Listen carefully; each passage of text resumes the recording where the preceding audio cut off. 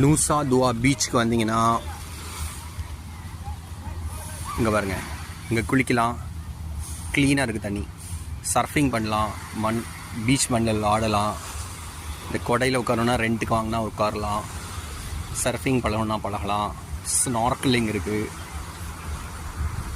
Snorkelling, boating, fish போட்டில் போகலாம், இன்னொரு போட்டில் போகலாம், ஸ்நார்க்லிங், ஸ்கூபா டைவிங் இருக்குது, எல்லாமே எல்லா ஆக்டிவிட்டீஸும் இருக்குது.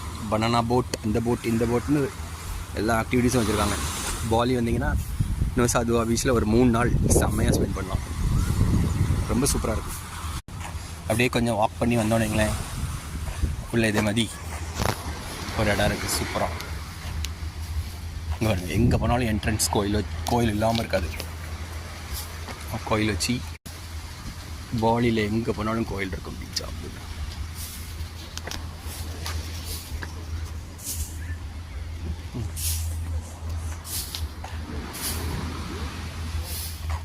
புலாவ் நூசா தர்மா. இது அங்கே பாருங்க எவ்வளோ க்ளீனாக வச்சுருக்காங்க பாருங்கள். இது சரியா ஹிந்து சேக்கர்ட் பிளேஸ். அது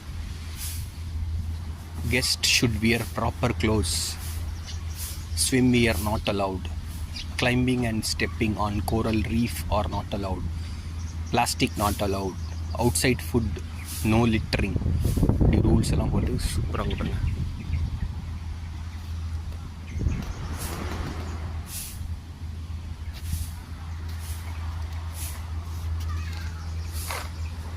பாருங்க எவ்வளோ சூப்பராக வச்சுருக்காங்க பாருங்கள். லான்லாம் வெட்டி ஐலாண்ட் இது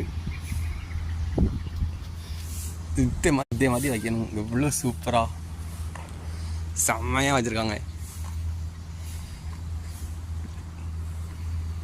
செம்மையாக இருக்கலாம் இந்த ஏரியா. இங்கே பாருங்கள் எப்படி இருக்குது பாருங்கள். இது செம்மையாக இருக்குது. கிரிக்கெட் கிரவுண்ட் மாதிரி, இது இன்டர்நேஷ்னல் கிரிக்கெட் கிரவுண்டுக்கு போட்ட மாதிரி ஒரு ஃபீல். எப்படி இருக்குது பாருங்கள். இங்கே பாருங்கள் க்ளீன் பண்ணிகிட்டே இருக்காங்க. இவங்கள தான் பாராட்டணும். இவங்க இருக்கிறதுனால தான் க்ளீனாக இருக்குது. எவ்வளோ க்ரீனிஷாக இருக்குது பாருங்கள். செம்மையாக இருக்குது பார்க்க. எவ்வளோ சூப்பராக வச்சுருக்காங்க.